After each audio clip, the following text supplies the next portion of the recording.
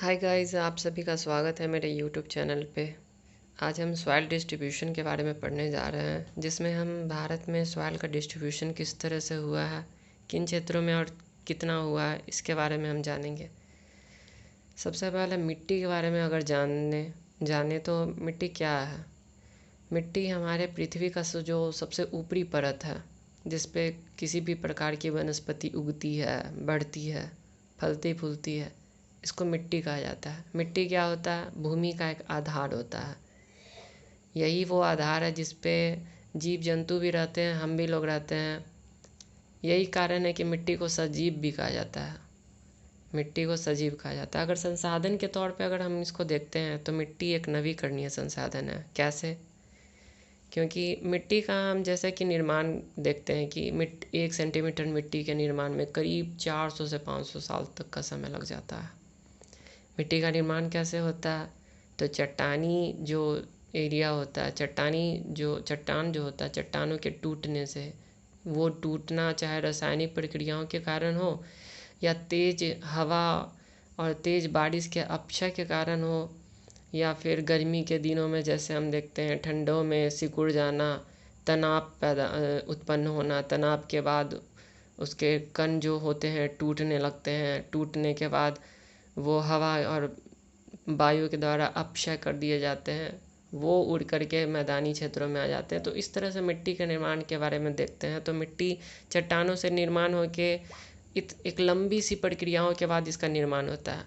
फिर ये मिट्टी धीरे धीरे करते करते एक माउंटेन का भी रूप ले लेती है। तो मिट्टी को अगर कह सकते हैं तो ये एक नवीकरणीय संसाधन का स्रोत है। ठीक है।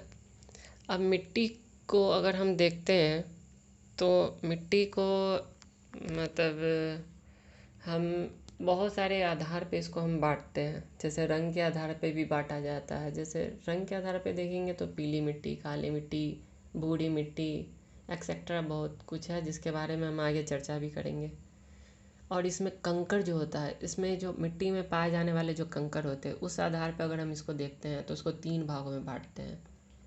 लाइक चिकनी मिट्टी, बलुई मिट्टी, दोमट मिट्टी। तो ये क्या होता है कि चिकनी मिट्टी में जो कण होते हैं बहुत ही ज़्यादा सूक्ष्म होते हैं, बहुत ही एक दूसरे से जुड़े हुए होते हैं। वहीं बलुई मिट्टी में देखते हैं ये इसके कण बहुत ही ज़्यादा हटे जैसे होते हैं, बहुत ही एक दूसरे से हटे हुए थे। वही दोमट मिट्टी में देखते हैं कि ये दोनों एक मॉडरेट स्थिति में होते हैं।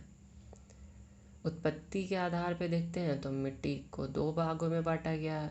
एक होता है स्थानबद्ध मिट्टी, एक होता है वाहिनी मिट्टी। अब स्थानबद्ध मिट्टी किसको कहते हैं? तो स्थानबद्ध मिट्टी उसको कहते हैं जैसे कि चट्टानी एरिया के आसपास के क्षेत्रों में जो फैली हुई मिट्टी होती है। चट्टान के टूटने से, तनाव के उत्पन्न होने से तो मिट्टी का निर्माण होता है, लेकिन उन क्षेत्रों में ही फैली रह जाती है। जैसे कि हम दक्षिण भारत के कुछ क्षेत्रों में हम देखने के लिए हमको मिलता है, या फिर लाल मिट्टी के क्षेत्रों में, छोटा नागपुर के क्षेत्रों में हम देख सकते हैं कि ये चट्टानों से टूटती है और आसपास के क्षेत्रों में भी वितरित कर दी जाती है। तो ये सब जो मिट्टी होती है इसको स्थानबद्ध मिट्टी कहा जाता है। वहीं अगर वाहिनी मिट्टी या फिर रूपांतरित मिट्टी की बात करें तो नदियों के द्वारा बहुत ही कई दूर क्षेत्रों से बहा करके लाई गई मिट्टी को रूपांतरित मिट्टी कह सकते हैं। तो अब हम अपने विषय वस्तु की तरफ आते हैं। तो जैसा कि मैंने चर्चा किया कि इसमें हम सॉइल के डिस्ट्रीब्यूशन के बारे में पढ़ने जा रहे हैं कि भारत में मिट्टी का विस्तार किन क्षेत्रों में और कहाँ तक हुआ। तो इस श्रृंखला में सबसे पहले हम लोग आज जलोढ़ मिट्टी के बारे में पढ़ेंगे। जलोढ़ मिट्टी को अगर हम कहें तो नदियों के द्वारा बहा करके लाई गई मिट्टी को हम जलोढ़ मिट्टी की परिभाषा दे सकते हैं। और ये जो मिट्टी होती है कि कृषि के लिए बहुत ही ज़्यादा उपजाऊ मानी जाती है।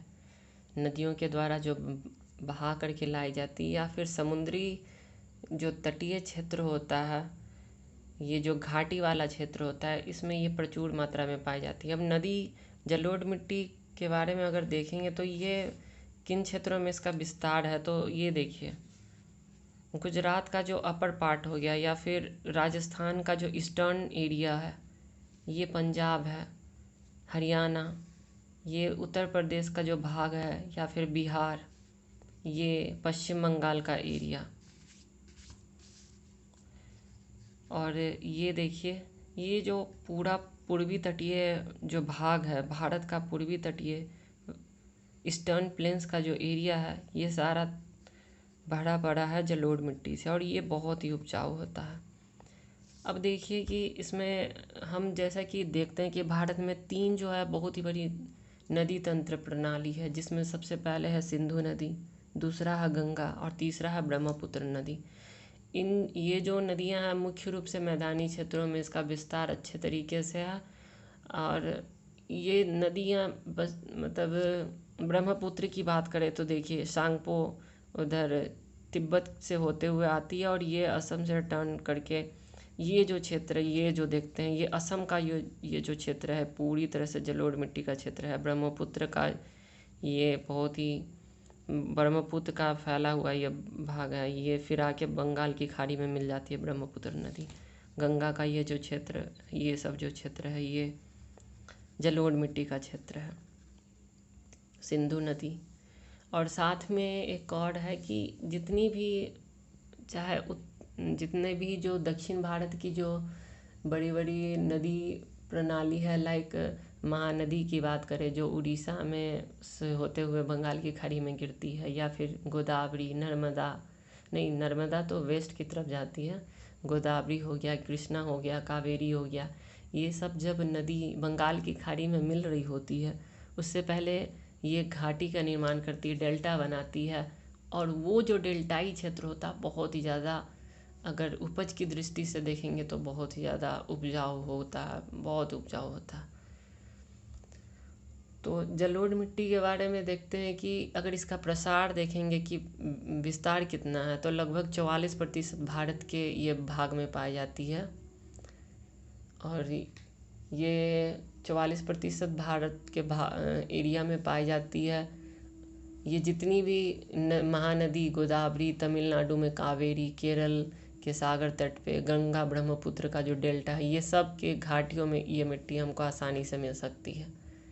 हाँ, जैसा कि हमने चर्चा किया कि ये सब जो क्षेत्र है, ये सब पंजाब, हरियाणा, गुजरात का क्षेत्र, राजस्थान के क्षेत्रों में ये जलोढ़ मिट्टी आसानी से हमको मिल जाती है।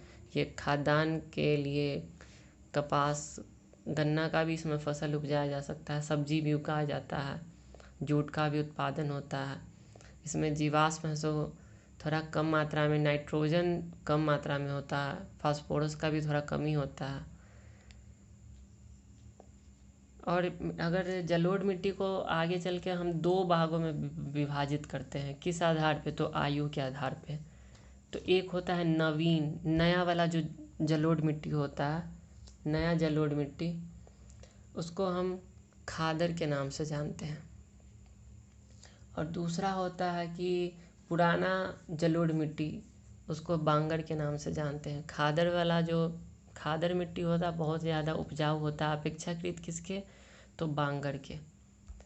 अब इस श्रृंखला में हम दूसरी मिट्टी के बारे में अब हम देख रहे हैं, काली मिट्टी के बारे में अब हम देखेंगे। तो काली मिट्टी का विस्तार, काली मिट्टी को पहले तो इसको रेगुड़ मिट्टी भी कहा जाता है, काली मिट्टी को रेगुड़ मिट्टी भी कहा जाता है। और इसमें एक एल्युमिनियम युक्त पदार्थ होता है जिसको टाइटेनोमैग्नेटाइट कहा जाता है। इसके साथ जीवाश्म और एल्युमिनियम सिलिकेट के मिलने के कारण इसका कलर कैसा हो जाता है, तो काला हो जाता है। भारत में लगभग 18% भाग में ये पाया जाता है ये मिट्टी। काली मिट्टी का अगर हम देखेंगे क्षेत्र, तो ये देखेंगे कि कर्क रेखा के नीचे वाले क्षेत्रों में, ट्रॉपिक ऑफ कैंसर जो देख रहे हैं, ये कर्क रेखा के नीचे वाले क्षेत्रों में ये पाया जाता है। तो क्या है कि विषुवत रेखा से नज़दीकी होने के कारण इन क्षेत्रों में गर्मी अधिक पड़ेगी, गर्मी अधिक पड़ता है। तो इन क्षेत्रों में गर्मी अधिक होने के कारण क्या होगा कि मतलब सूखता भी ये बहुत तेज़ी से है। यही कारण है कि इस मिट्टी को कहा जाता है ना कि सबसे वर्षा का जो जैसा ही पहला फुहार आता है उसके साथ ही इसको जोत लिया जाता है, क्योंकि अगर इसमें पानी पड़ जाता है तो बहुत ज़्यादा चिपचिपा हो जाता है, सूखने के बाद दरार पड़ जाता है। ये मिट्टी को देखेंगे तो महाराष्ट्र का ये जो भाग हो गया, बहुत बड़ा भाग, महाराष्ट्र का, गुजरात का, सौराष्ट्र वाला एरिया हो गया, मध्य प्रदेश का जो भाग है, तेलंगाना, आंध्र प्रदेश के भी कुछ कुछ क्षेत्रों में ये फैला हुआ है। तो ये सब क्षेत्रों में ये फैला हुआ है। इस मिट्टी को, काली मिट्टी को कॉटन सॉइल भी बोला जाता है, क्योंकि ये कॉटन के लिए बहुत ही उपयुक्त माना जाता है। और दक्षिण में जो लावा क्षेत्र है, बेसाल्ट का जो क्षेत्र है, इससे ही इस मिट्टी का निर्माण होता है। और कपास और गन्ने के उत्पादन के लिए ये मिट्टी बहुत ही अच्छी होती है। इस श्रृंखला में हम तीसरी मिट्टी के बारे में देखेंगे तो लाल मिट्टी। लाल मिट्टी में अगर मुख्य रूप से देखा जाए तो ये लोहा और मैग्नीशियम इसमें अधिक मात्रा में पाया जाता है। और लाल मिट्टी में जब भी हम पानी अगर डालते हैं तो इसका कलर पीला हो जाता है। यही कारण है कि लाल मिट्टी को पीली मिट्टी भी कहा जाता है।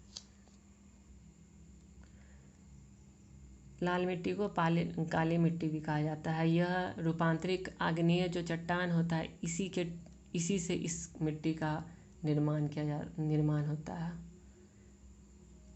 ये लाल मिट्टी का क्षेत्र देखिए। लाल मिट्टी का क्षेत्र में देखेंगे कि राजमहल का जो पहाड़ी हो गया, या फिर छोटा नागपुर का पठारी क्षेत्र है, ये तेलंगाना का ईस्टर्न पार्ट हो गया, आंध्र प्रदेश का भाग हो गया, तमिलनाडु का भी कुछ भाग है, अरुणाचल प्रदेश देखिए, नागालैंड, मणिपुर, इन क्षेत्रों में लाल मिट्टी फैली हुई है। लाल मिट्टी का बनावट अगर देखेंगे तो यह बहुत ही हल्का होता है, रंध्रमय होता है और मुलायम भी होता है। तमिलनाडु का अगर देखेंगे तो 3 में से 2 भाग में लाल मिट्टी, मतलब अगर इसको देखते हैं कि तमिलनाडु के 2/3 एरिया में लगभग लाल मिट्टी फैला हुआ है। लाल मिट्टी में है जो तंबाकू, आलू, मूंगफली, सब्जी आदि का उत्पादन अच्छे तरीके से किया जा सकता है। देखिए, ऐसे तो हम एक ही मैप में यहाँ पे सारे जो मिट्टी के 6 मिट्टी के बारे में मैं चर्चा करने वाला हूँ, उन सबको एक ही मैप में बता सकता था, लेकिन एक ही जगह पे ज़्यादा घचपच ना हो जाए, समझने में आसानी हो यहाँ पे, इसलिए मैंने 2 मैप यहाँ पे बनाए थे, जिसमें 3 मिट्टी के बारे में हम लोगों ने देखा। ये तीनों बहुत बड़े भाग में फैली हुई मिट्टी है, जो कि है जलोढ़ मिट्टी, काली मिट्टी और लाल मिट्टी। अब 3 बची हुई जिस मिट्टी के बारे में हम पढ़ने जा रहे हैं वो है लैटेराइट मिट्टी। एक एरिड सॉइल है जिसको शुष्क और मरुस्थलीय मिट्टी भी कहा जाता है, रेतीली मिट्टी भी बोला जाता है। छठा के बारे में तो पहाड़ी मिट्टी या फिर जंगली मिट्टी भी बोला जाता है। तो हम चौथी मिट्टी के बारे में देख रहे हैं, लैटेराइट सॉइल। ये लैटेराइट जो है, लैटेराइट सॉइल का देखिए विस्तार कहाँ से कहाँ तक है। तो ईस्टर्न, ये जो वेस्ट का जो इतना ये पूरा पार्ट हो गया, ये महाराष्ट्र का नीचे वाला एरिया, ये सब जो एरिया होगा, गोवा हो गया, कर्नाटक हो गया, ये नीचे केरल का जो पार्ट हो गया, इन सब क्षेत्रों में अगर देखा जाए तो वेस्टर्न प्लेन्स का पूरा जो एरिया लगभग आ ही जाता है वेस्टर्न प्लेन्स का। तो इन क्षेत्रों में लैटेराइट मिट्टी पूरी तरह से फैली हुई है। लैटेराइट मिट्टी जो है, लैटिन भाषा लैटर शब्द से इसका निर्माण हुआ है। लैटर का मतलब बताया गया है कि इसका अर्थ होता है ईंट। जिस तरह से एक गीले मतलब मिट्टी के अंश को हम लोग पका करके ईंट का निर्माण करते हैं, उसी तरह से जब इन क्षेत्रों में, क्योंकि देखिए सीधी सी बात है कि दक्षिण भारत का ये जो क्षेत्र है विषुवत रेखा से बहुत ही ज़्यादा नज़दीक है। यही कारण है कि इन क्षेत्रों में, ये सब जो क्षेत्र है, इनमें गर्मी बहुत ज़्यादा पड़ेगी, गर्मी अधिक पड़ती है, जिसके कारण यही कारण इसको कहा जाता है कि इस क्षेत्रों में तेज़ धूप होती है, तेज़ वर्षा होती है। जैसा कि आप लोग जानते हैं कि इक्वेटर के आसपास का जो एरिया होता है वहाँ इतना तेज़ धूप पड़ता है, सूर्य का किरण एकदम लंबवत होता है। तेज़ धूप पड़ने के कारण वहाँ पे लगभग